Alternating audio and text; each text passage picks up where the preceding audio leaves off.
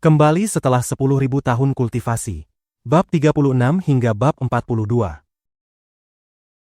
Aku memiliki sebilah pedang yang mampu membelah sungai bintang. Pukul aku sampai mati, bocah, apa kau tidak takut lidahmu sendiri dipotong? Fu Biao benar-benar murka. Wajahnya terdistorsi oleh amarah, membuat rautnya semakin bengis dan menakutkan. Membunuhmu, apa ada yang perlu dikejutkan? Jiang Tian melangkah mendekat dengan santai, lalu berkata dengan nada meremehkan. Hanya mencapai kesempurnaan tenaga dalam saja sudah membuatmu sombong?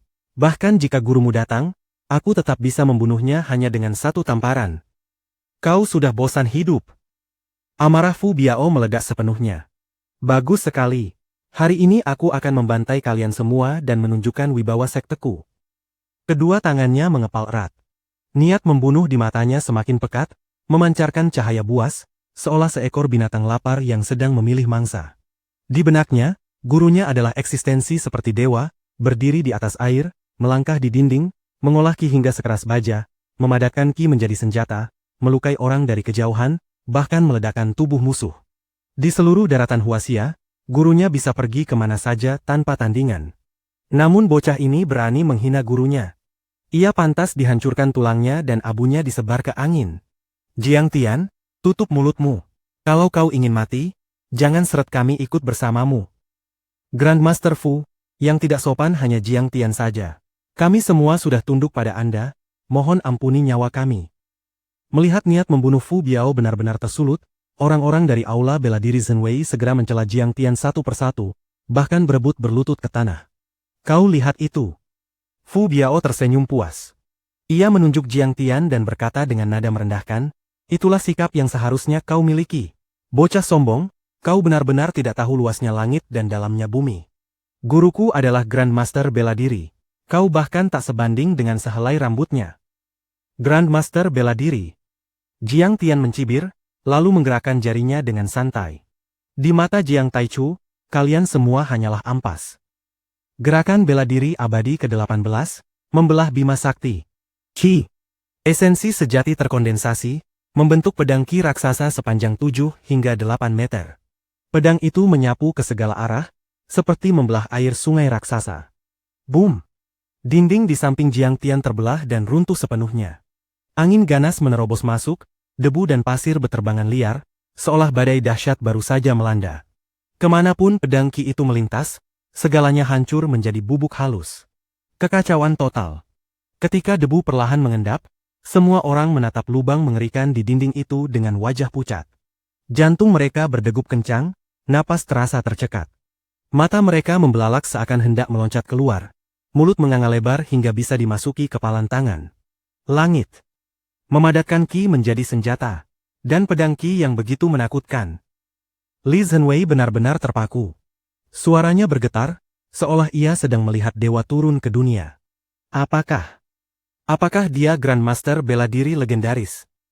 Dengan kultivasi tingkat transformasi, seorang Grandmaster bela diri mampu menempa Qi menjadi baja, memadatkan Qi menjadi senjata, dan melukai musuh dari udara. Mereka adalah eksistensi langka, seperti bulu Phoenix dan tanduk kilin. Bahkan di seluruh Tiongkok, jumlah mereka bisa dihitung dengan satu tangan. Masing-masing adalah penguasa wilayah, setara dengan para panglima tinggi di perbatasan. Dan bahkan Grandmaster bela diri terkenal itu biasanya hanya mampu membentuk beberapa bilah angin Qi yang menghilang dalam sekejap. Bagaimana mungkin dibandingkan dengan Jiang Tian, yang memadatkan Qi menjadi pedang nyata, seolah memiliki wujud fisik, dengan kekuatan yang seakan mampu membelah langit. Jika ini bukan Grandmaster bela diri, lalu siapa lagi yang pantas menyandang gelar itu? Aku memiliki sebilah pedang untuk membelah Bima Sakti. Jiang Tian tertawa ringan. Ia menarik kembali pedang Qi-nya, berdiri dengan kedua tangan di belakang punggung, lalu berkata dengan tenang. Sekarang katakan padaku, apakah aku sudah memenuhi syarat untuk menghadapi gurumu? Dia masih manusia. Long Wu, Long Gaitian, Li Zhenwei, dan yang lainnya menatap dengan wajah penuh ketidakpercayaan. Dengan satu gerakan tangan, dia membentuk pedang Qi sepanjang 8 meter. Dia benar-benar seperti dewa iblis. Para murid aula Zhenwei bergumam linglung. Kekuatan Jiang Tian sepenuhnya melampaui imajinasi mereka. Master Jiang perkasa dan mendominasi. Wajah Suster Dong Dong dipenuhi pemujaan. Ia melambaikan tangan sambil berteriak, seketika berubah menjadi penggemar setia Jiang Tian. Memadatkan ki menjadi senjata. Grandmaster bela diri. Fu Biao sudah ketakutan setengah mati setelah menyaksikan jurus membelah Bima Sakti. Keringat dingin mengalir deras di punggungnya. Meski hanya berbeda satu kata antara Master bela diri dan Grandmaster bela diri, perbedaan kekuatan mereka bagai langit dan bumi.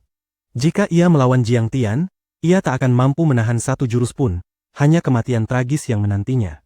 Fu Biao telah lama berkecimpung di dunia hitam, lalu menjadi murid seorang Grandmaster bela diri, dan mengalami tak terhitung pertempuran.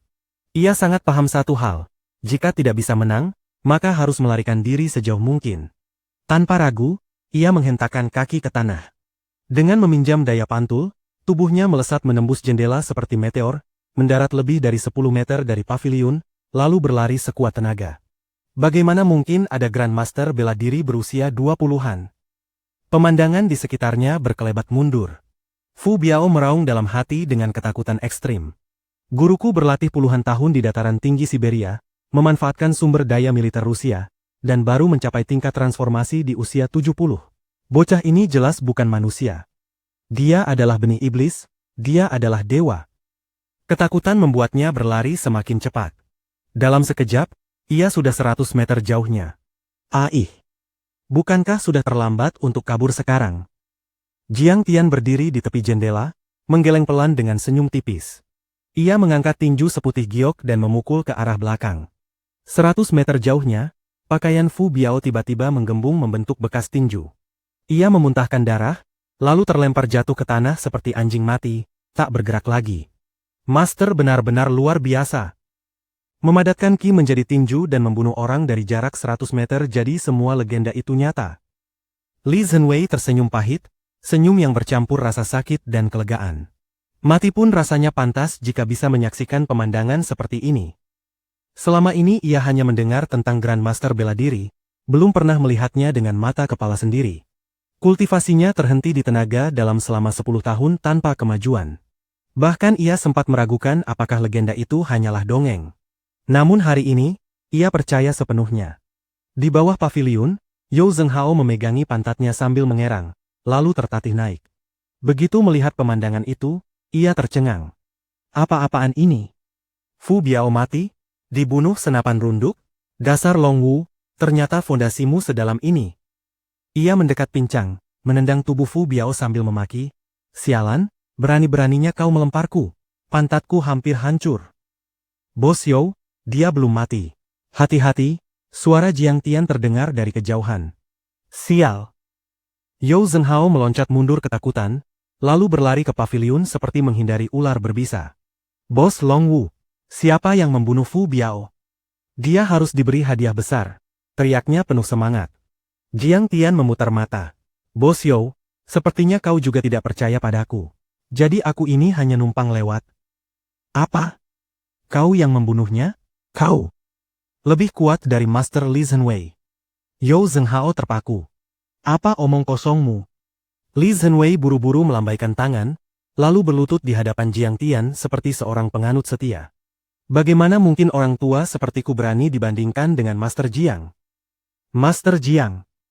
Master Jiang, mohon terimalah penghormatan kami. Para murid Aula Zhenwei serentak berlutut dengan wajah penuh hormat dan ketakutan, seolah sedang menyembah dewa iblis. Di dunia bela diri, yang kuatlah yang dihormati. Kultivasi Jiang Tian sepenuhnya berada di luar jangkauan imajinasi mereka. Kali ini, sujud mereka benar-benar tulus. Master Jiang, mohon terimalah aku sebagai murid. Long Gaitian ikut berlutut, memohon dengan sungguh-sungguh. Jiang Tian bukan orang pendendam. Ia mengulurkan tangan membantu Li Zhenwei berdiri, tersenyum lembut. Master Zhenwei, orang yang tidak tahu tidak bersalah. Cepat bangun. Master Jiang, bagaimana mungkin aku berani menyebut diri Master di hadapan Anda? Li Zhenwei benar-benar kagum dari lubuk hatinya. Masih muda, kultivasinya mengerikan, namun tetap rendah hati dan tenang.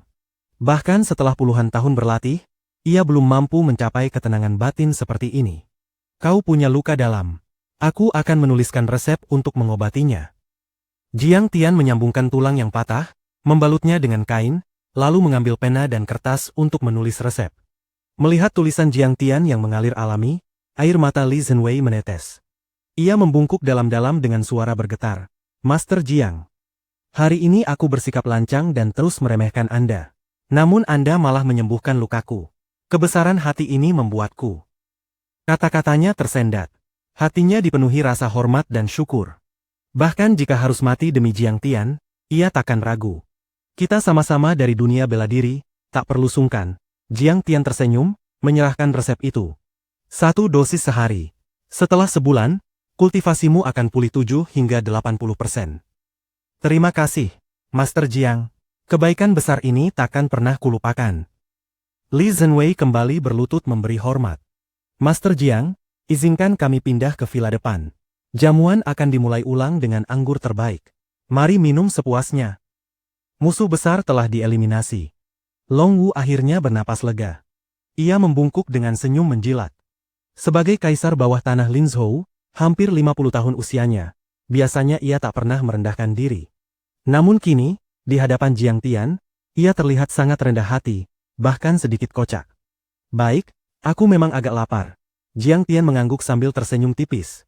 Di restoran mewah, di bawah lampu kristal yang gemerlap, meja bundar besar dipenuhi hidangan lezat dan beberapa botol anggur merah kelas atas bernilai ratusan ribu. Long Wu, Yao Zhenghao, Long Gaitian, dan Li Zhenwei menemani Jiang Tian dengan penuh hormat. Adapun Long Gaitian, tuan muda ternama Lin Zhou, kini hanya layak menuangkan teh dan anggur untuk Jiang Tian. Master Jiang, mulai hari ini, Anda adalah kakak tertuaku. Ratusan saudara Long Wei akan patuh pada perintah Anda. Long Wu menepuk dadanya dengan penuh semangat dan pemujaan.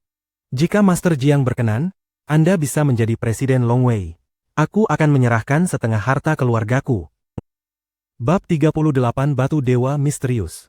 Long Wu adalah orang yang murah hati, namun juga sangat licik dan penuh perhitungan. Di dalam hatinya, segala sesuatu telah ia kalkulasi dengan jelas. Siapakah Jiang Tian? Ia adalah naga sejati yang menyelinap di antara kawanan ikan kecil.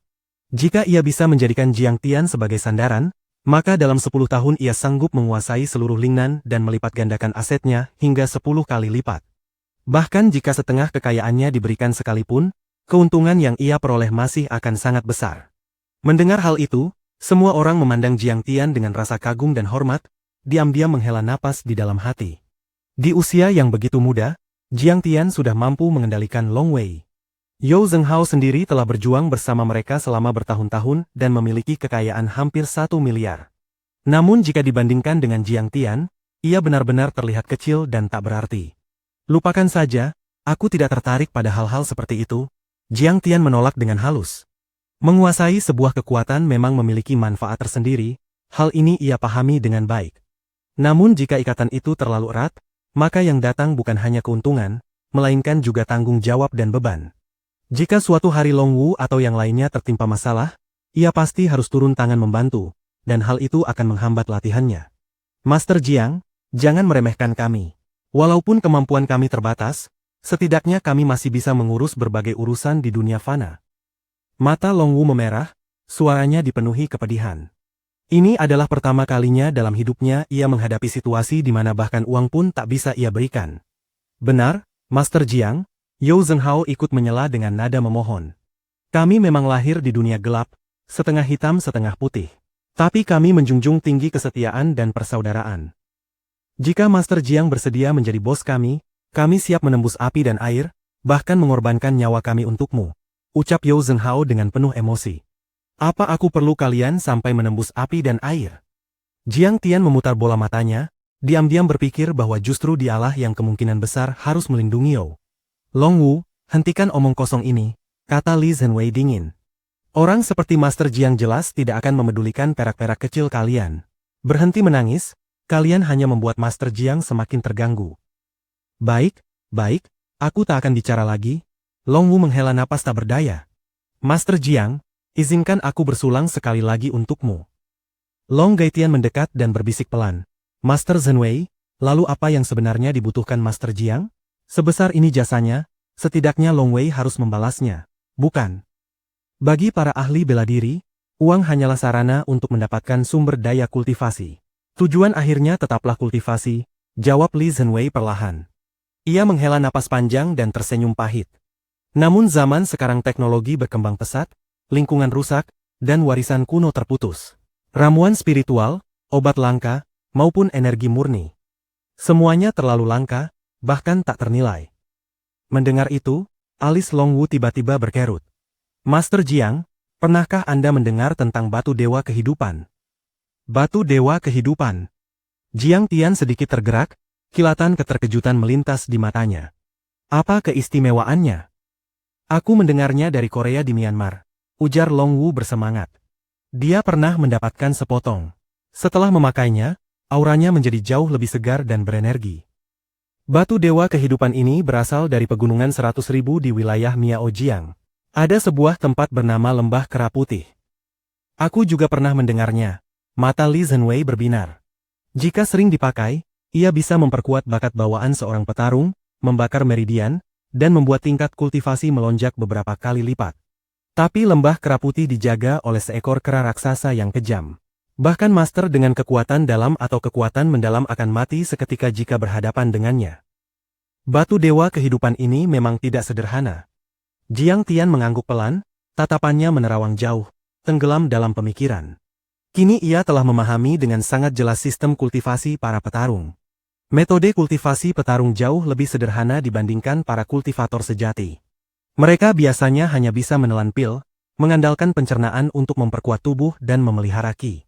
Mereka tak mampu menyerap energi spiritual dari pori-pori tubuh, apalagi dari giok atau kristal, seperti yang dilakukan para kultivator. Namun batu dewa kehidupan justru mampu menutrisi tubuh fisik petarung. Dari sini saja sudah terlihat betapa misteriusnya benda tersebut. Korea pernah membawa puluhan penembak bersenjata lengkap untuk mendekati Lembah Kera Putih. Hanya dengan cara itu ia berhasil mendapatkan batu sebesar jari. Dan saat itu, beberapa orang tewas, kata Long Wu dengan wajah pucat. Ketakutan masih tersisa di suaranya. Long Wu, seperti apa wujud batu dewa kehidupan itu? Tanya Jiang Tian dengan nada serius. Senior, silakan lihat, kata Long Wu sambil mengeluarkan ponselnya dan membuka sebuah foto lama. Di Miaojiang ada pegunungan 100.000. Iklimnya subtropis. Saat musim panas, suhunya bisa mencapai 40 derajat. Tapi lembah ini justru selalu tertutup salju. Di foto itu, pegunungan di kejauhan tampak hijau subur. Pepohonan rimbun dan bunga liar bergoyang tertiup angin. Namun di sekitar lembah, salju beterbangan, sungai membeku, dan pepohonan diselimuti es bening berkilauan. Seperti dunia dongeng es dan salju. Aneh. Jiang Tian terkejut. Alisnya mengernyit. Ini kristal dingin. Awalnya salju dan es tak terlalu ia pedulikan. Namun ketika matanya menangkap sebongkah giok seukuran kepalan tangan yang tertanam di batu gunung, dikelilingi aura putih dingin, ekspresinya langsung berubah drastis. Ia berteriak di dalam hati. Alam semesta mengandung 5 elemen. Logam, kayu, air, api, dan tanah. Jika kelima elemen itu dapat dikumpulkan, ia bisa membentuk formasi pengumpul spirit. Terlebih di bumi yang energi spiritualnya begitu tipis, formasi ini menjadi jauh lebih penting. Hanya dengan formasi pengumpul spirit, energi spiritual yang langka bisa dikumpulkan dan dimanfaatkan. Dan kristal dingin, yang mewakili elemen air, sangatlah langka, bahkan di dunia luar sekalipun.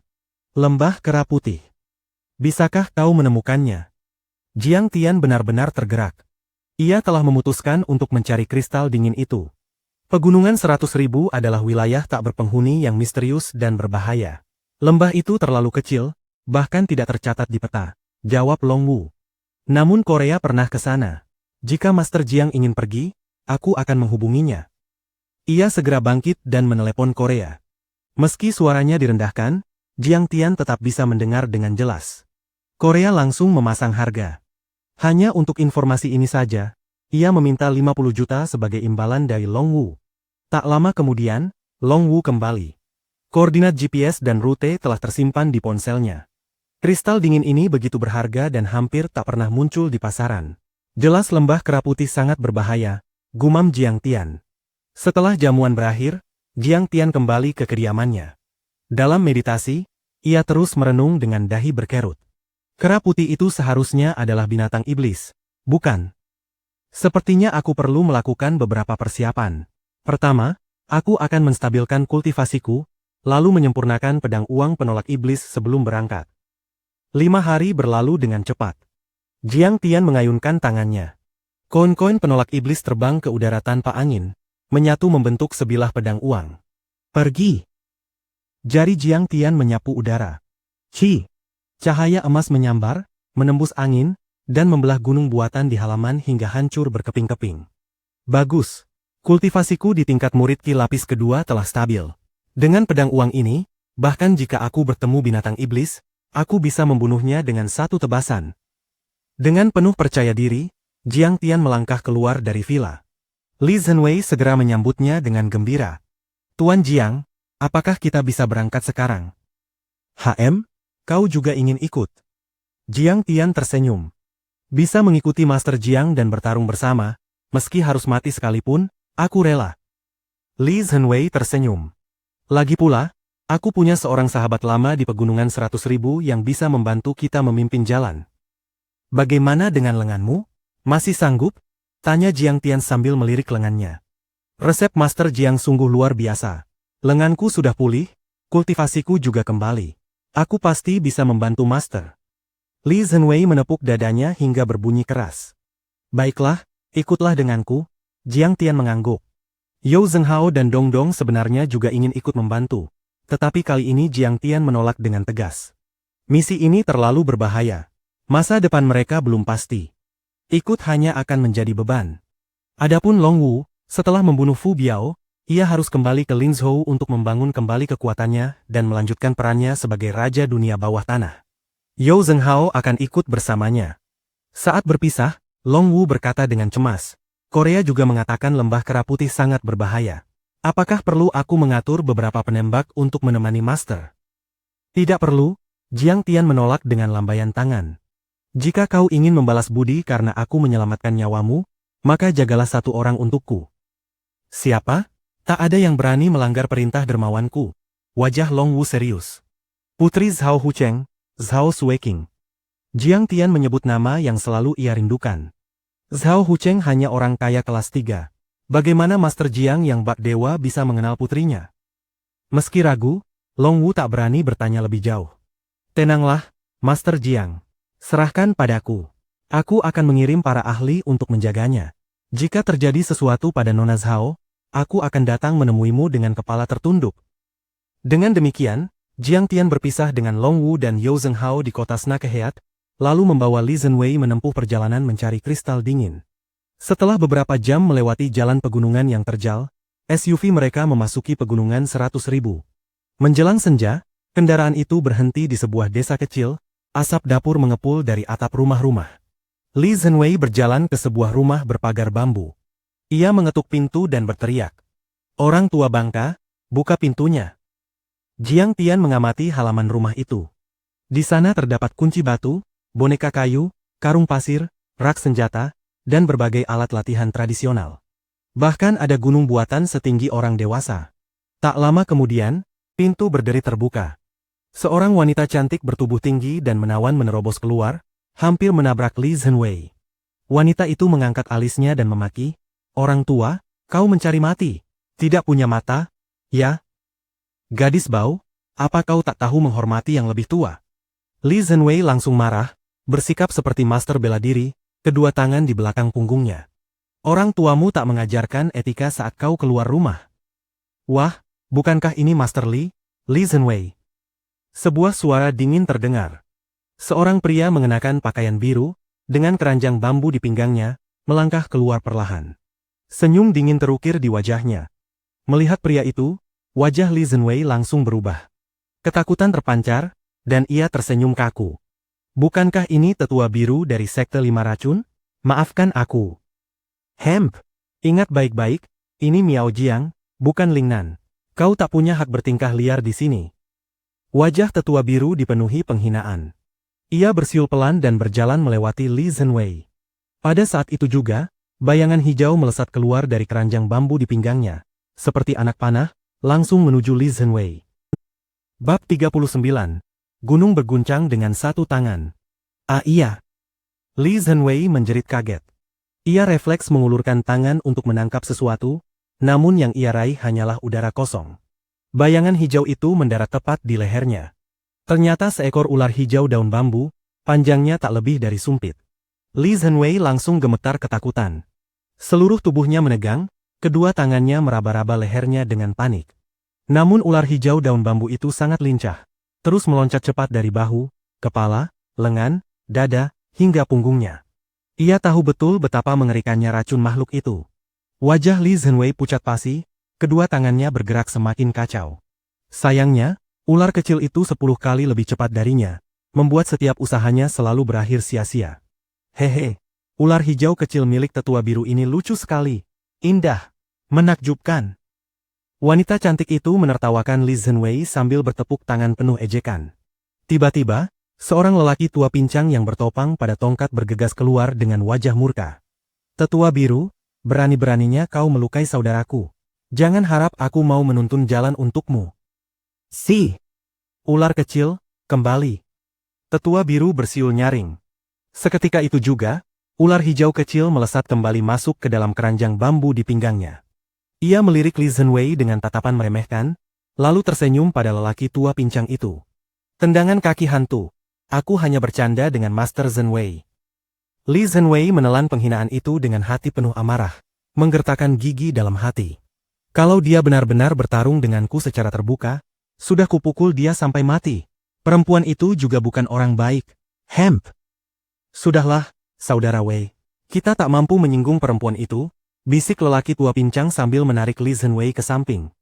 Dia adalah Nona Kuo Lili dari keluarga Kuo Nanyang. Apa? Keluarga Kuo Nanyang?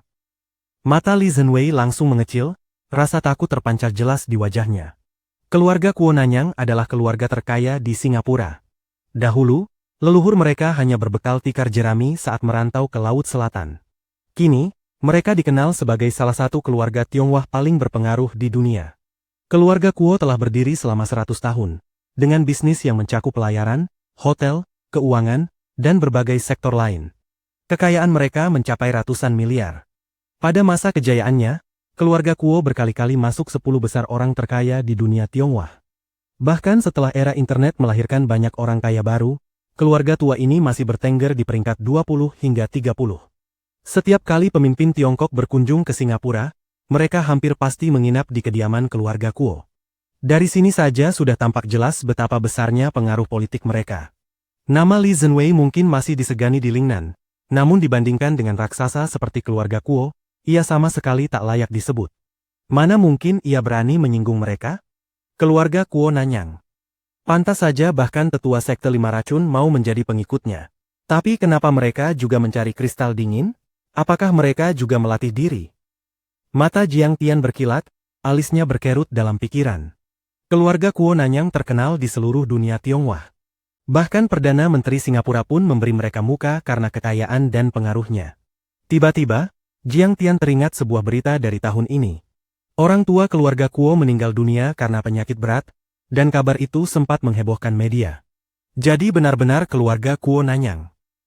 Li Zhenwei ketakutan dan hanya bisa menatap Jiang Tian dengan tatapan memohon, berharap Jiang Tian mau turun tangan menengahi. Namun Jiang Tian bersikap seolah tak melihat apapun. Ia sama sekali tak berniat berkonflik dengan tetua biru, bahkan secara naluriah memilih mengalah. Hal itu membuat Li Zhenwei hanya bisa tersenyum pahit. Melihat Jiang Tian dan Li Zhenwei mundur dengan sendirinya, wajah wanita cantik itu semakin dipenuhi rasa meremehkan. Ia menoleh ke lelaki tua pincang itu. Tendangan kaki hantu, pikirkan baik-baik. Jika kau mau menuntun jalanku, aku akan memberimu 10 juta. Jika masih menolak, aku akan mencari orang lain. Selesai bicara, ia membawa tetua biru pergi. Orang tua, jalan apa yang mereka ingin kau tuntun? Tanya Li Zhenwei dengan heran. Akhir-akhir ini, dia tinggal di desa dan memintaku menuntun jalan menuju lembah kera putih. Tendangan kaki hantu menggelengkan kepala dengan tak berdaya. Mungkin dia ingin menggunakan kristal dingin untuk mengobati penyakit orang tua Kuo. Jiang Tian tiba-tiba memahami maksudnya. Master Jiang, mari masuk dan bicara pelan-pelan, kata Li Zhenwei sambil membungkuk hormat. Baik, Jiang Tian mengangguk. Keduanya masuk ke pondok beratap jerami yang rendah. Setelah duduk, tendangan kaki hantu menyuguhkan 2 cangkir air teh dan bertanya. Saudara Wei, kenapa kau repot-repot datang menjenguk orang tua sepertiku? Bukankah di Foshan kau hidup nyaman, mengajar murid, minum teh, dan berbincang akrab dengan pejabat kota? Terus terang, kami datang untuk batu dewa kehidupan. Kami ingin pergi ke lembah kera putih, jawab Li Zhenwei. Apa? Wajah tendangan kaki hantu langsung pucat. Kalian gila? Apa kalian tahu betapa mengerikannya kera putih itu? Sudah lupa bagaimana kakiku menjadi cacat. Tendangan kaki hantu, jangan khawatir. Kali ini ada Master Jiang. Kami pasti pulang dengan hasil besar. Li Zhenwei berkata penuh keyakinan. Omong kosong. Tendangan kaki hantu menghantam meja dan berteriak marah. Dulu, saat aku ke lembah kera putih, kultivasiku sudah mencapai puncak kekuatan dalam. Tapi kera putih itu mematahkan kakiku seperti mematahkan anak ayam, lalu melemparkanku sejauh 10 meter. Hingga kini kakiku cacat, sudah kucari tabib-tabib ternama, semuanya sia-sia. Ia menunjuk Jiang Tian dengan cibiran. Anak ini masih muda, apa tingkat kultivasinya? Pergi ke lembah kera putih sama saja mencari mati. Jangan bodoh, pulanglah. Haha. Jiang Tian tertawa ringan, lalu melangkah ke sisi gunung buatan di halaman. Gunung buatan itu setinggi hampir 4 meter, dan bahkan satu orang dewasa pun sulit memeluknya. Terbuat dari batu taihu, beratnya mencapai ribuan kilogram. Jiang Tian mengelilinginya sekali, lalu mengangguk puas. Tiba-tiba, ia mengulurkan tangan. 5 jarinya mencengkeram seperti cakar iblis, menghujam dalam ke batu gunung. Apa? Tendangan kaki hantu terkejut hingga meloncat dari kursinya, wajahnya dipenuhi keterkejutan. Detik berikutnya, energi roh mendalam melonjak di sekitar tubuh Jiang Tian. Ia mengangkat gunung buatan itu sepenuhnya. Ekspresinya tetap tenang, napasnya stabil, tanpa sedikit pun tanda memaksakan diri. His! Tendangan kaki hantu menarik napas panjang. Matanya terbelalak seakan sedang menatap makhluk surgawi. Gunung buatan itu beratnya ribuan kilogram. Dulu, saat diangkut, ban truk pengangkutnya sampai meledak. Namun kini, Jiang Tian mengangkatnya dengan begitu mudah. Bahkan ketika tendangan kaki hantu berada di puncak kekuatan dalamnya, ia hanya mampu mengangkat kunci batu beberapa ratus kilogram dengan segenap tenaga. Dong! Jiang Tian melangkah maju. Lantai batu hijau bergetar hebat. Retakan sepanjang 1 inci muncul, dan jejak kaki tercetak jelas. Dong! Ia melangkah sekali lagi dan berbalik. Satu tangan terangkat. Gunung buatan itu, seolah terbuat dari busa, terlempar keluar halaman, menghantam tanah dengan suara menggelegar, mengguncang pegunungan. Debu beterbangan ke segala arah. Jiang Tian menepuk tangannya, kembali ke ruang utama, duduk santai, lalu tersenyum. Senior tendangan kaki hantu, tak perlu khawatir. Karena aku sudah datang, tentu aku punya keyakinan. Bahkan jika kami tak bisa membunuh kera putih itu, setidaknya kami masih bisa melarikan diri. Satu angkat tangan mampu mengguncang gunung. Kultivasi Master Jiang sungguh mengagumkan. Tendangan kaki hantu diliputi rasa hormat yang mendalam. Ia mengepalkan tangan dan membungkuk dalam-dalam. Dengan nada paling sopan sepanjang hidupnya, ia berkata, "Di hadapan Master Jiang, mana mungkin aku berani menyebut diriku senior. Master cukup memanggilku orang tua hantu." Orang tua hantu, sekarang kau bisa tenang, bukan? Li Zhenwei tertawa. Master Jiang adalah Grand Master transformasi sejati. Mengubah ki menjadi senjata, melukai musuh dari jarak ratusan meter. Apa yang perlu ditakuti dari seekor binatang berbulu panjang? Grand Master transformasi? Tidak mungkin. Tendangan kaki hantu terperangah. Ia semula mengira Jiang Tian hanya memiliki kekuatan bawaan luar biasa. Tak disangka, ia sudah mencapai tingkat transformasi. Harus diketahui, Grand Master transformasi adalah sosok yang menguasai suatu wilayah. Bahkan para pejabat tinggi provinsi perbatasan pun menghormati mereka. Tendangan kaki hantu sendiri adalah master bela diri ternama, namun ia belum pernah mendengar ada sosok seperti Jiang Tian. Jalur kultivasi bela diri ibarat melawan arus, penuh rintangan. Bahkan jenius sekalipun, bisa mencapai kekuatan dalam di usia 30 tahun sudah seperti bulu phoenix dan tanduk kilin, amat langka.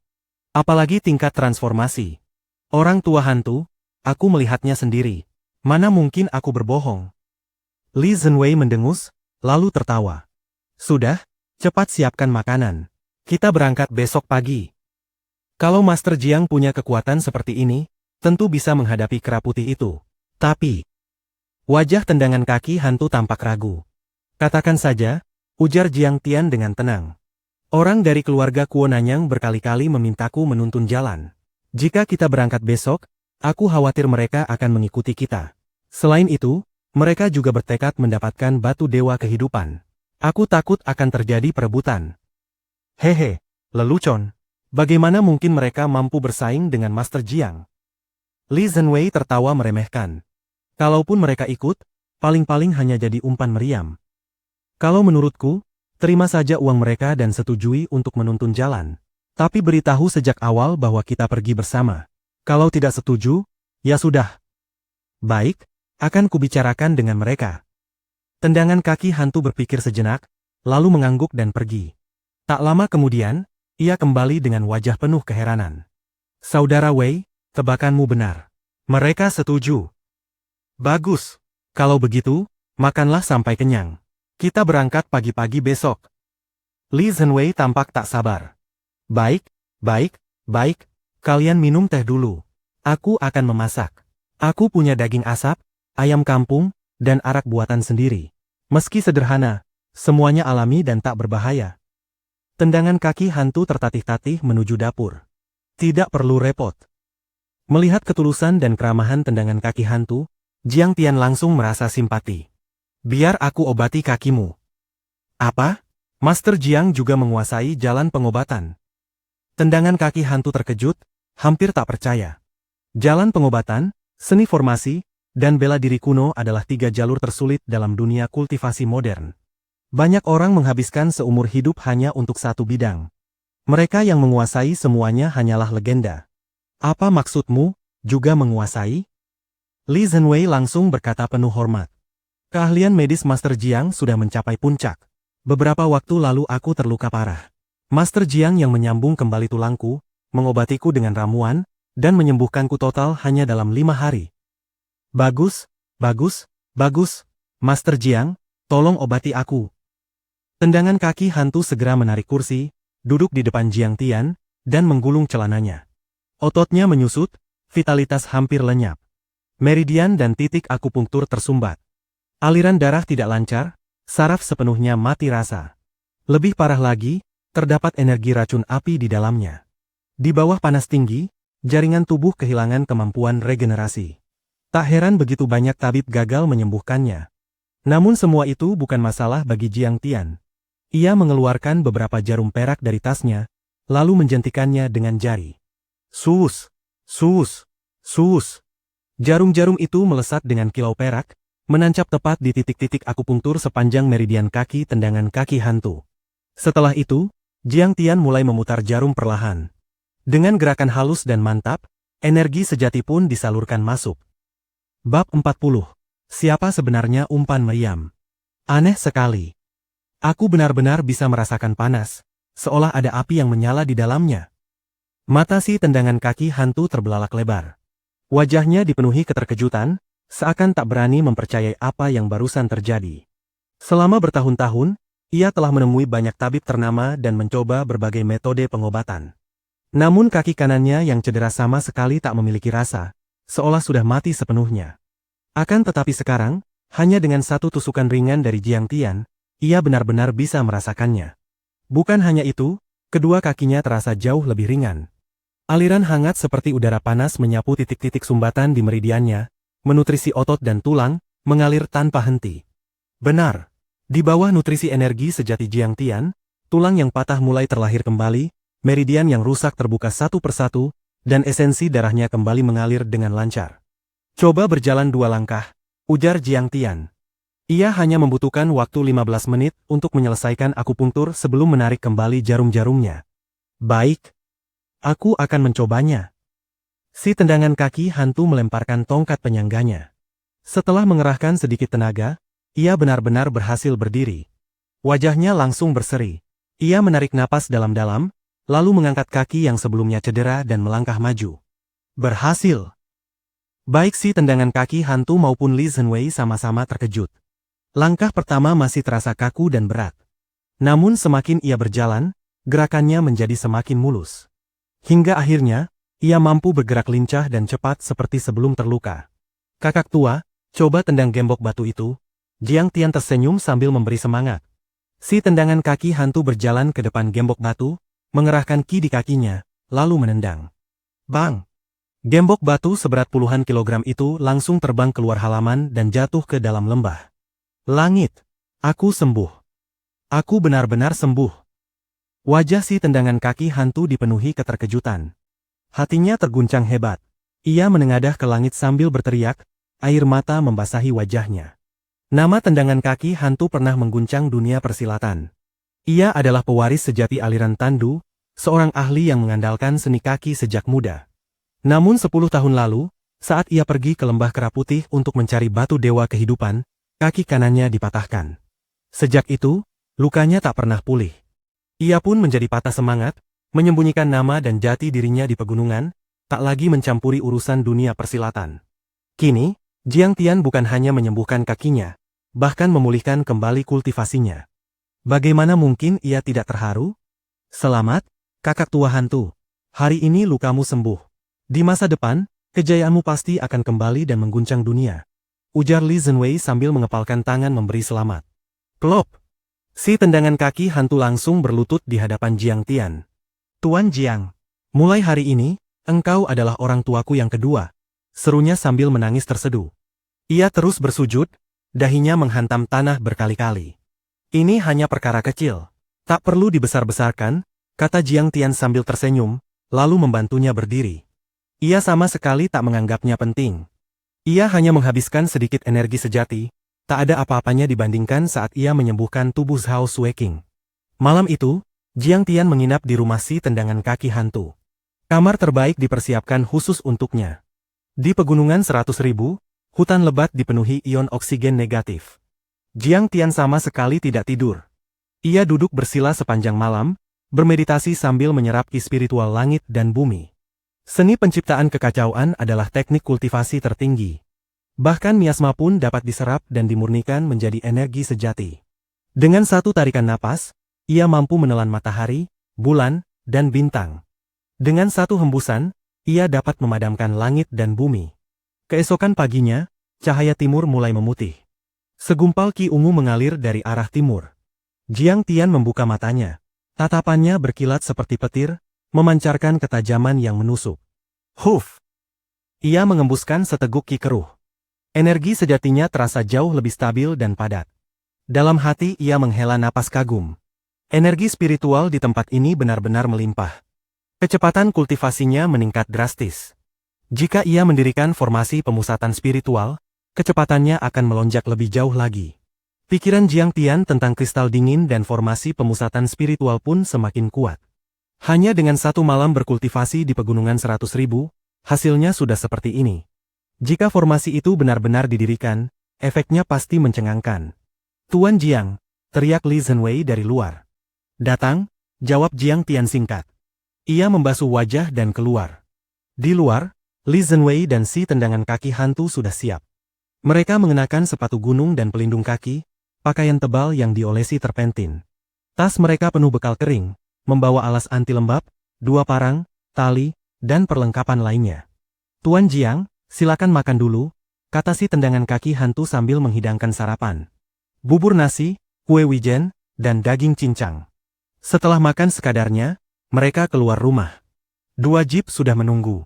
Lebih dari 10 pria bertubuh kekar bersama tetua biru mengelilingi Kuo Lili di samping kendaraan.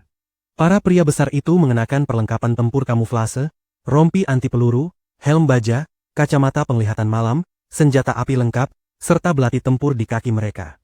Aura pembunuh memancar kuat.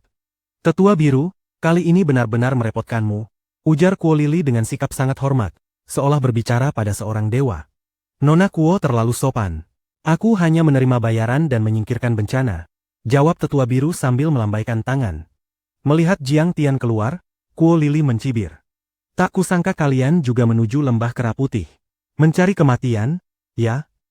Kulit Kuo Lili putih bersih, matanya jernih seperti bintang, bibir merahnya bak nyala api. Pakaian gunungnya menonjolkan tubuhnya yang tinggi dan ramping, lekuk depan belakangnya sangat memikat. Namun di mata Jiang Tian, bahkan kecantikan surgawi pun tak bisa menandingi sedikit saja dari Zhao Sueking. Ia mengabaikan mereka dan masuk ke SUV. Bocah ini terlalu sombong. Percaya atau tidak, aku bisa menghajarnya sekarang juga.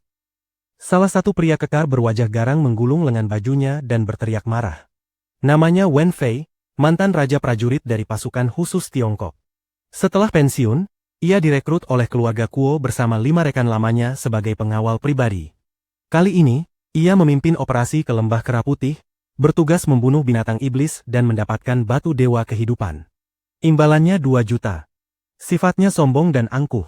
Melihat sikap acuh Jiang Tian, amarahnya langsung meledak. Sudahlah. Mereka hanya umpan meriam, ejek Kuo Lili. Umpan meriam? Jiang Tian menurunkan kaca jendela dan tertawa meremehkan. Dengan kemampuan kalian, jangankan membunuh binatang iblis, menyentuh sehelai rambutnya pun tak akan mampu. Kalian justru akan dimakannya sebagai pencuci mulut. Ia menggeleng pelan. Orang-orang ini sama sekali tak memahami betapa mengerikannya binatang iblis itu. Bocah, buka matamu baik-baik. Wen Fei menarik kokang senapan mesin berat dan mencibir. Kami membawa persenjataan berat. Howitzer, senapan mesin berat, senapan runduk, semuanya ada. Monster busuk macam apapun, bahkan kalau Ultraman datang, aku bisa menghajarnya sampai mati dalam hitungan menit. Dengan besi rongsokan itu ingin melukai binatang iblis. Jiang Tian melambaikan tangan. Aku tak akan menghalangi kalian masuk lembah. Hanya saja, nanti kalian akan menyesal. Li Zhenwei menyalakan mesin dan SUV melaju pergi, meninggalkan kepulan asap knalpot yang membuat Wen Fei dan yang lain mengumpat kesal. Sudah, jangan banyak bicara. Jalan, perintah Kuo Lili. Rombongan pun bergerak. Jalan pegunungan terjal dan tak rata. Kendaraan berguncang hebat, membuat penumpang terombang-ambing. Di satu sisi jalan terdapat jurang tak berdasar, diselimuti kabut. Jika jatuh, tubuh akan hancur tanpa sisa. Di sisi lain adalah tebing curam. Sesekali batu sebesar bola basket meluncur turun, menciptakan pemandangan berbahaya. Kadang jalan terlalu sempit, memaksa mereka melambat dan menyusuri dinding gunung dengan hati-hati. Kuo Lili yang biasa hidup sebagai nona besar belum pernah melihat kondisi seperti ini. Wajahnya pucat, keringat dingin mengalir. Tangannya mengepal erat, tak berani melirik jurang sedikit pun. Kali ini aku harus mendapatkan kristal dingin. Kakek sakit parah.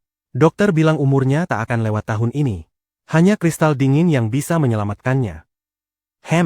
Jika aku berhasil mendapatkannya dan menyelamatkan kakek, statusku di keluarga pasti naik. Meski aku anak selir, aku tetap bisa mengelola beberapa perusahaan besar dan mengangkat kepalaku dengan bangga. Ia terus menyemangati diri. Tiba-tiba, SUV Jiang Tian di depan berhenti. Semua turun untuk melihat. Sebuah batu besar seberat ratusan kilogram menghalangi jalan sempit. Longsoran lumpur dan batu baru saja turun dari puncak gunung, menutup jalur sepenuhnya. Tuan, ada batu besar menghalangi jalan, lapor Li Zhenwei sambil hendak turun. Sepele. Wen Fei maju selangkah. Sampah. Kalau kalian tak bisa, biar aku. Ia menarik napas dalam, lalu menghembuskannya dengan teriakan keras, menendang batu itu. Boom!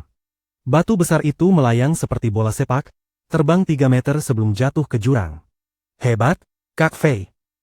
Kuo Lili bertepuk tangan sambil tersenyum bangga, tak lupa melirik Jiang Tian dengan puas. Namun ekspresi Jiang Tian dan yang lain tetap tenang, sedalam sumur tua. Jiang Tian bahkan tampak mengantuk. Tak melihat keterkejutan yang diharapkannya, Kuo Lili mendengus kesal. Terus saja berpura-pura. Kita lihat sampai kapan. Lucu sekali. Tuan Jiang bahkan bisa mengguncang batu seberat 10.000 kilogram. Batu kecil ini tak ada artinya. Ejek Li Zhenwei. Di matanya, Jiang Tian adalah keberadaan tertinggi. Ia tak akan membiarkan orang seperti Kuo Lili meremehkannya. 10.000 kilogram? Mengada-ada. Wen Fei tertawa mengejek. Aku di puncak tubuh besi hanya mampu mengangkat batu beberapa ratus kilogram. Kultivasi apa yang dia miliki? Master bela diri? Omong kosong. Sudahlah, Zhenwei. Tak perlu meladeni mereka. Jalan saja, ujar Jiang Tian sambil menghentikan Li Zhenwei. Perjalanan berlanjut. Tanpa terasa, malam pun tiba. Mereka mendirikan kemah di lereng terbuka untuk bermalam dan memulihkan tenaga. Li Zhenwei membersihkan semak, menggelar alas, menyelimuti diri, dan mengeluarkan bekal kering. Fei, uji dia, bisik Kuo Lili sambil mengedipkan mata. Wen Fei langsung paham. Ia berjalan mendekat dengan senyum mengejek, membuka celananya dan mengencingi makanan kering serta alas tidur. Apa yang kau lakukan? Cari mati? Bentak si tendangan kaki hantu marah. Hehe, maaf, tak terlihat jelas, kata Wen Fei sambil tertawa, tanpa niat meminta maaf, bahkan terus mengencinginya. Siapa kau pikir dirimu? Bahkan jika instrukturnya datang, dia tak akan berani kurang ajar padaku. Geram Li Zhenwei sambil menggulung lengan. Sudah, kita satu rombongan. Jangan cari masalah, Jiang Tian menghentikannya. Bagi Jiang Tian, Wen Fei dan bahkan Tetua Biru hanyalah semut yang bisa dihancurkan kapan saja. Namun tujuan utamanya adalah kristal dingin. Tak ada gunanya berdebat. Wen Fei kembali ke sisi Kuo Lili dan mencibir. Nona Kuo, bocah itu jelas tak punya kultivasi. Sampah. Kalau dia ahli sungguhan, mana mungkin dia menahan diri? Benar. Pengecut, sahut Kuo Lili dengan wajah penuh hinaan. Kalau begitu, tak perlu menyingkirkan mereka. Setelah kita mendapatkan batu dewa kehidupan, dia tak akan berani merebutnya. Bab 41. Menjelajahi lembah kera putih. Pada saat itu, 3 suara tembakan tajam tiba-tiba meledak dari dalam hutan, begitu cepat hingga orang-orang bahkan tak sempat berpikir apakah sudah sempat membidik. Tak lama kemudian, seorang pria berseragam kamuflase yang membawa senapan runduk baret melompat keluar dari semak belukar. Ia melemparkan 3 ekor kelinci gunung bertubuh gemuk ke tanah sambil tersenyum. Nona, 3 ekor kelinci. Malam ini kita bisa makan sesuatu yang istimewa. Ying Yan, memang kamu. Wen Fei memukul bahu pria itu sambil tertawa keras. 3 tembakan, 3 kelinci. Tak satu pun meleset. 100 langkah menembus pepohonan. Ying Yan, penembak jitu yang telah menjalankan berbagai operasi pemenggalan anti-terorisme dan tak pernah gagal sekalipun, adalah dewa penembak yang namanya tersohor di seluruh militer. Cuma kelinci, katanya dengan nada sombong. Ahli bela diri pun bisa kutembak mati. Rumahku di Sungai Songhua. Kedelai dan sorghum bertebaran di mana-mana. Ujar penembak berat berjuluk meriam gunung sambil tertawa kasar. Ia mengambil kelinci itu dan membersihkannya, lalu menusuknya dengan dahan pohon. Wen Fei sudah menyalakan api unggun dan mulai memanggangnya. Setelah ditaburi garam dan lada, lalu diolesi lemak, aroma daging kelinci yang menggoda segera menyebar ke udara. Daging kelinci ini mantap, kenyal dan harum. Nona Kuo, Tetua Biru, silakan coba. Mereka makan daging besar-besaran sambil menenggak arak, membual tentang kejayaan masa lalu. Suasananya sangat meriah. Kuo Lili bahkan menyalakan kompor alkohol untuk menyeduh kopi. Ia duduk di kursi lipat, menyeruput perlahan, tampak seperti nona borjuis yang sedang berpiknik. Bajingan-bajingan ini benar-benar tahu cara menikmati hidup, geram Li Zhenwei. Bekal mereka sudah dikotori, perutnya keroncongan hingga terasa menempel ke punggung, suara gemuruhnya jelas terdengar. Setelah Wen Fei dan yang lain kenyang, masih tersisa 1 ekor kelinci. Namun mereka sama sekali tak berniat memberikannya pada Jiang Tian, melainkan melemparkannya begitu saja ke dalam lembah. Usai makan, mereka mulai beristirahat. Wen Fei dan kawan-kawannya berpengalaman hidup di alam liar. Api unggun dinyalakan, tenda didirikan. Hangat dan nyaman. Beberapa orang bergiliran tidur, sementara 1 orang berjaga dengan senjata, mengantisipasi babi hutan yang mungkin muncul.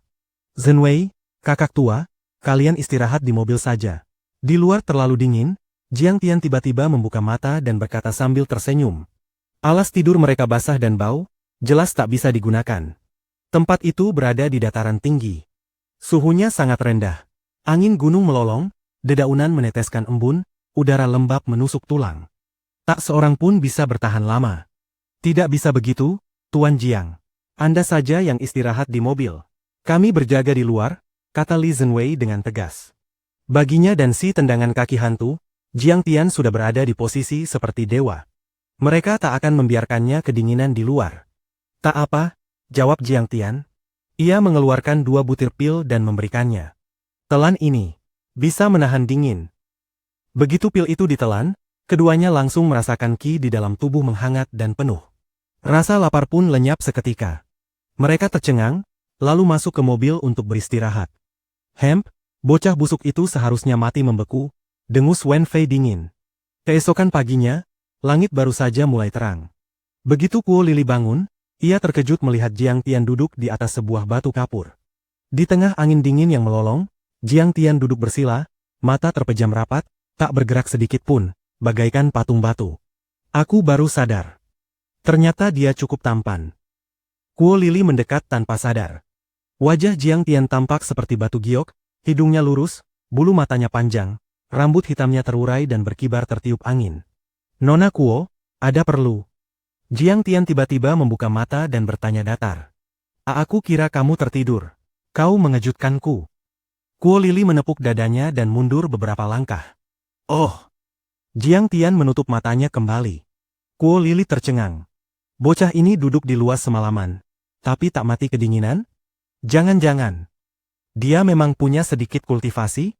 Setelah beristirahat sebentar, mereka kembali melanjutkan perjalanan. Menjelang tengah hari, jalan gunung menghilang. Mereka meninggalkan kendaraan dan berjalan kaki memasuki lembah kera putih. Air menetes tanpa henti dari pepohonan yang menutupi langit. Sulur-sulur tanaman setebal lengan melilit batang pohon. Kabut putih menyelimuti hutan, jarak pandang sangat rendah.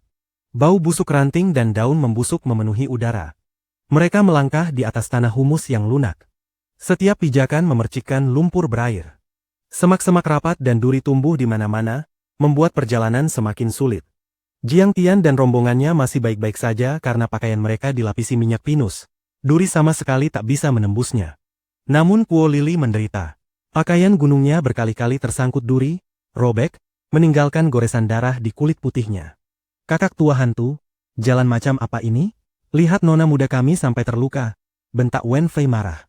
Ini satu-satunya jalan. Tak ada jalur lain. Kalau takut susah, silakan kembali. Balas si tendangan kaki hantu dingin. Ia sudah muak dengan orang-orang ini yang berani meremehkan Tuan Jiang. Apa katamu? Kami sudah membayar. Teriak para penembak berat dengan wajah merah padam. Hehe, ini mudah saja. Biar aku buka jalan. Tetua biru mengeluarkan 2 lembar kertas kuning dari sakunya. Setelah dibentangkan, tampak 2 manusia kertas bersenjata pedang. Di atasnya tergambar banyak jimat berwarna merah darah dan pasir merah. Tampak menyeramkan. Mantra 10.000 li, himpun kekuatan ke dalam jimat. Tetua biru membentuk segel tangan, melantunkan mantra, lalu menunjuk manusia kertas itu. Lim. Kedua manusia kertas menekuk kaki dan melesat maju. Pedang kertas mereka menebas bertubi-tubi. Sus, sus, sus. Suara tajam bergema. Sulur dan duri beterbangan. Sebuah jalur terbuka begitu saja. Semua orang terpana. Tetua biru, teknik apa ini? Terlalu luar biasa. Manusia kertas bisa membuka jalan? Ini tidak ilmiah. Wen Fei dan yang lain terkejut setengah mati. Kuo Lili mengepalkan tangan dan memberi hormat. Tetua biru benar-benar seperti dewa. Dengan bantuan Anda, kali ini kita pasti berhasil. Hehe, cuma trik kecil, jawab tetua biru dengan bangga. Ia lalu melirik Jiang Tian dan yang lain dengan jijik. Sampah, kami jalan duluan. Jangan sampai tertinggal. Apakah dia sudah mencapai alam Tongsuan? Gumam Li Zhenwei. Belum, Jiang Tian menggeleng. Dia baru melangkah ke Dao. Itu bukan energi langit dan bumi, melainkan kutukan darah. Kutukan darah. Li Zhenwei dan si tendangan kaki hantu tercengang. Metode rahasia. Esensi darah orang hidup diukir pada manusia kertas. Mereka membentuk ikatan darah, jelas Jiang Tian dengan nada jijik. Manusia kertas meminjam kekuatan si hidup, tapi sebagai gantinya, si hidup bisa mati kelelahan. Tuan Jiang, Anda juga memahami seni sihir. Kutukan darah pun Anda ketahui. Mereka benar-benar terkejut. Tak ada apa-apanya. Hanya metode kotor, kata Jiang Tian meremehkan. Teknik seperti ini bahkan tak layak disebut di dunia kultivasi sejati.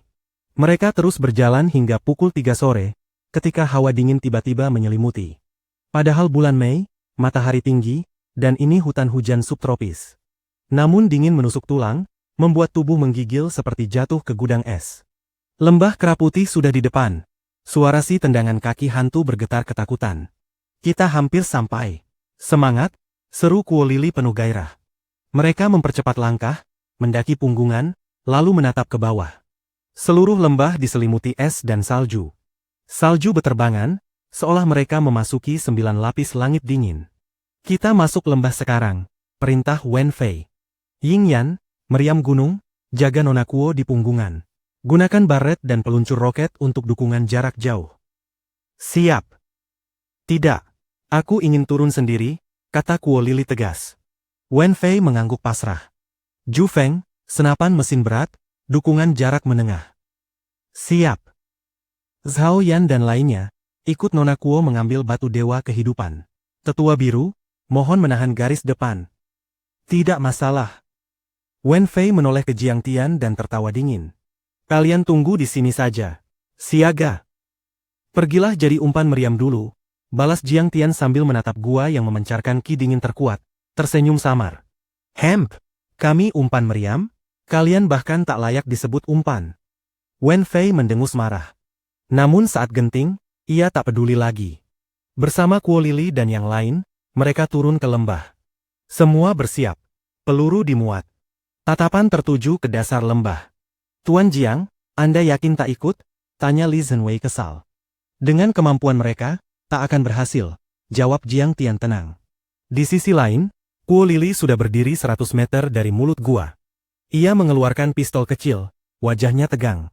Jika ada binatang iblis, pasti keluar, kata tetua biru sambil menyalakan rumput kering. Itu rumput pemikat iblis, harta berharga sekte 5 racun. Bodoh, gumam Jiang Tian. Mengambilnya diam-diam jauh lebih aman. Gemuruh. Suara bergema dari dalam gua. Salju beterbangan, es retak. Bersiap. Kera putih akan keluar, teriak Kuo Lili penuh semangat. Tiba-tiba, ledakan keras. Batu sebesar batu giling terlempar keluar. Gua runtuh. Bayangan putih melesat seperti kilat. Senyum Kuo Lili membeku. Di matanya yang ketakutan, muncul sosok putih raksasa. Hanya setengah tubuhnya terlihat, namun tingginya sudah lebih dari 10 meter. Bab 42, Kera Putih Bermata Merah. Tingginya 10 meter konsep macam apa itu? Setinggi gedung 3 hingga 4 lantai. Berdiri di bawahnya, menengadah ke atas, siapapun pasti akan merasa begitu kecil, begitu tak berdaya, seolah keberadaan mereka sama sekali tidak berarti. Saat ini, Kuo Lili yang berdiri tepat di bawah kera putih itu benar-benar merasakan betapa lemahnya dirinya. Ia ingin menembak, tetapi jarinya tak mampu digerakkan sedikit pun. Ia ingin berteriak, namun suaranya seakan tercekik di tenggorokan, tak satu pun keluar. Bukan hanya dia. Semua orang yang menyaksikan pemandangan ini dilanda ketakutan yang luar biasa. Mereka terpaku di tempat, terperangah dan linglung, seolah jiwa mereka direnggut keluar dari tubuh. Hanya keringat dingin yang terus mengalir, membasahi punggung seperti sungai kecil. Ini. Melihat sepasang mata merah menyala seperti lentera yang memancarkan cahaya mengerikan itu, tetua biru merasakan ketakutan menyergap jantungnya. Seluruh tubuhnya gemetar tanpa kendali. Tubuh kera putih bermata merah itu diselimuti bulu panjang berwarna putih, sementara otot-ototnya menggembung naik turun seperti gunung-gunung kecil. Lengannya setebal batang pohon tua, mulutnya yang berlumuran darah dipenuhi taring tajam berbisa. Dari mulutnya menyembur aura hitam kejahatan, dan dari matanya memancar nyala api merah yang membakar. Ia tampak bagaikan dewa iblis yang turun ke dunia, begitu mengerikan hingga membuat siapapun kehilangan keberanian. Meskipun tetua biru adalah salah satu dari 3 master terkuat sekte 5 racun dan telah terbiasa dengan pertempuran besar, menghadapi makhluk ini tetap membuat napasnya terasa sesak. Jantungnya hampir meloncat keluar dari dadanya. Tembak! Wen Fei adalah orang pertama yang tersadar. Ia mengangkat senapan M16, membidik kera putih bermata merah, lalu menarik pelatuk tanpa ragu. Paf! Paf! Semburan api keluar dari moncong senapan, dan peluru melesat deras ke arah kera putih seolah tak terbatas jumlahnya. Namun, setelah satu magazin habis ditembakkan, kera putih bermata merah hanya menggoyangkan tubuhnya sedikit. Semua peluru yang mengenainya jatuh berhamburan ke tanah. Peluru-peluru itu sama sekali tak mampu melukainya. Roar! Merasa terganggu, kera putih bermata merah membuka mulutnya dan mengaum keras. Suara aumannya mengguncang seluruh lembah dan bergema lama tanpa henti. Minggir! Senapan runduk dan roket, tembak! Wen Fei begitu ketakutan hingga darahnya terasa mendidih. Ia mundur sambil berlari dan mengganti magazin. Namun, kera putih bermata merah melompat ke depan. Dengan satu langkah besar, tanah bersalju runtuh dan bumi bergetar hebat. Dalam sekejap napas, ia sudah berada di belakang Wen Fei. Dengan satu ayunan tangan besar, ia langsung mencengkeram tubuh Wen Fei. Lepaskan aku!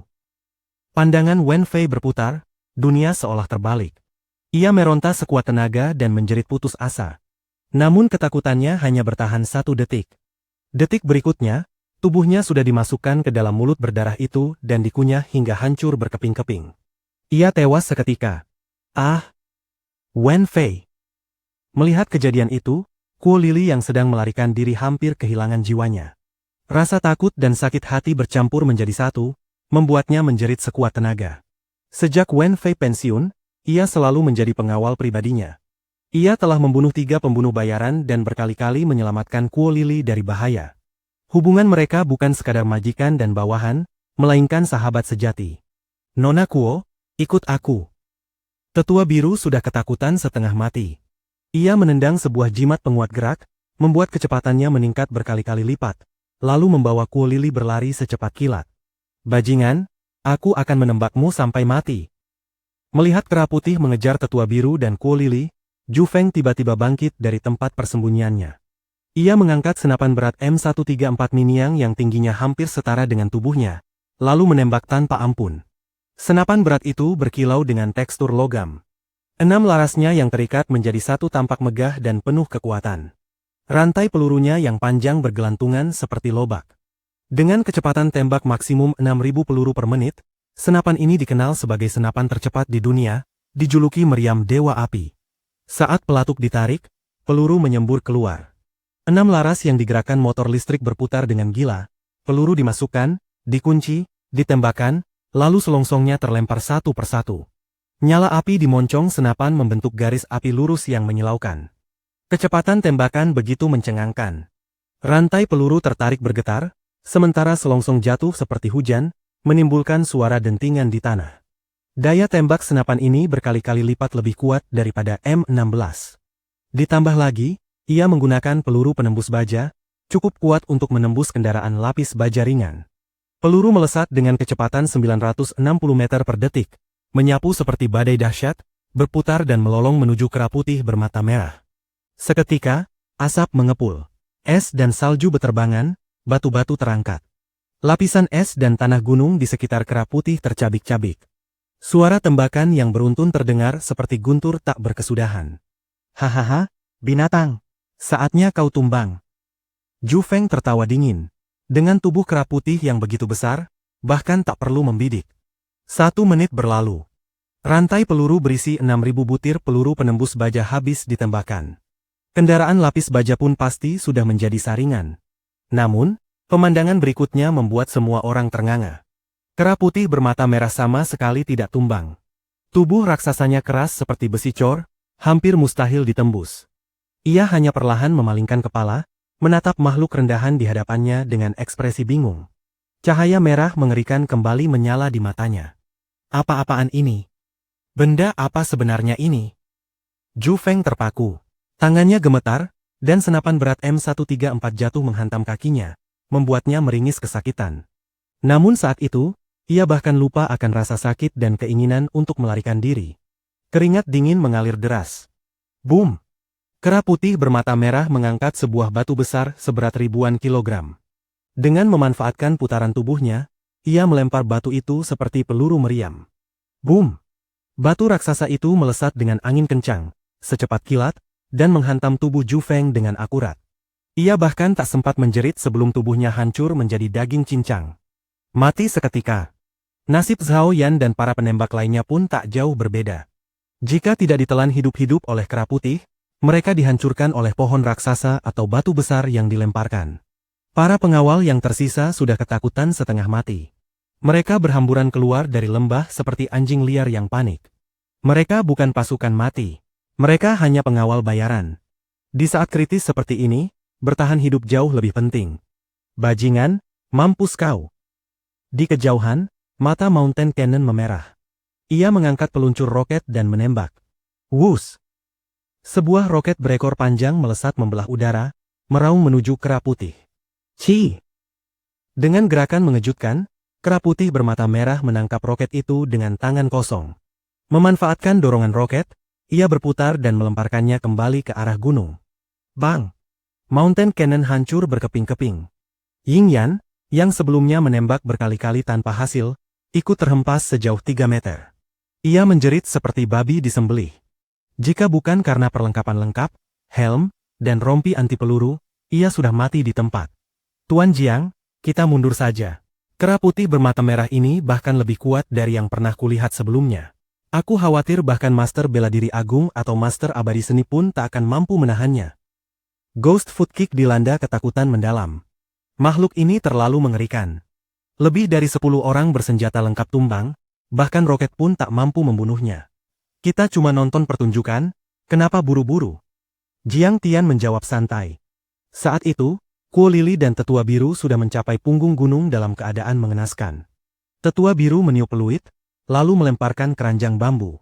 Seketika, puluhan ular berbisa, kalajengking, katak beracun, laba-laba, dan kelelawar berhamburan keluar, menyerbu kera putih seperti hujan racun. Hu! Kera putih bermata merah membuka mulutnya dan menghembuskan angin panas berbau amis yang menyengat. Makhluk-makhluk beracun itu langsung jatuh ke tanah, tak bergerak sedikit pun. Bagaimana bisa binatang ini sekuat ini? Tetua Biru benar-benar panik. Ia mengeluarkan beberapa jimat, membentuk segel tangan, lalu melemparkannya. Gumpalan kabut hitam pekat langsung bergulung-gulung menuju kera putih. Ini adalah miasma 5 racun yang kumurnikan dari aura 5 racun. Setetes saja cukup untuk meracuni ahli tenaga dalam hingga mati. Bahkan master transformasi pun hanya bisa mati penuh kebencian. Tetua Biru kembali sedikit percaya diri, menatap kabut hitam itu dengan penuh harap. Pasti mati keracunan. Kalau mati, aku akan menguliti dan mencabut uratnya, membalas dendam untuk Wen Fei dan yang lain. Kuo Lili berteriak, tinjunya mengepal hingga kuku menancap ke kulit. Namun yang terjadi sungguh di luar dugaan. Kera putih bermata merah membuka mulutnya dan mengisap. Seperti paus menelan air laut, ia menyedot habis seluruh miasma 5 racun, lalu bahkan bersendawa dengan puas. Saat itu juga, Tetua Biru benar-benar kehilangan nyali. Ia menarik Kuo Lili yang terpaku dan berlari keluar dari lembah. Nona Kuo, kita harus pergi. Kalau tidak, kita akan mati di sini. Pergi begitu saja. Kuo Lili menangis pilu, dipenuhi keputusasaan. Ia datang hanya untuk mengumpulkan informasi dan mencari pemandu, menghabiskan puluhan juta, namun malah kehilangan lebih dari selusin pengawal, termasuk Wen Fei. Pulang dengan tangan kosong dan kerugian sebesar ini, bagaimana ia bisa menjelaskannya kepada ayahnya? Namun, apa pilihan lain yang ia punya? Daya tembak berat tak berguna. Bahkan Tetua Biru tak berdaya. Dengan tubuhnya yang lemah, ia bahkan tak cukup untuk mengenyangkan perut kera putih. Namun, tepat saat keputusasaan menyelimutinya di luar lembah, ia melihat sebuah sosok tinggi melangkah maju menuju kera putih yang sedang mengejar. Apa yang kau lakukan? Kuo Lili berteriak tak percaya. Apa yang kulakukan? Tentu saja membunuhnya dengan satu tebasan, jawab Jiang Tian santai, seolah sedang berjalan-jalan di taman. Kau gila? Cepat kembali. Wajah Tetua Biru pucat pasi. Ia berteriak keras, kera putih ini sudah memiliki kecerdasan. Dengan kultivasinya, bahkan master transformasi pun tak akan sanggup menghadapinya. Kalau kau maju, itu hanya membuang nyawa. Kuo Lili dan para pengawal yang lolos memandang Jiang Tian seperti orang gila. Makhluk sekuat itu dihindari semua orang.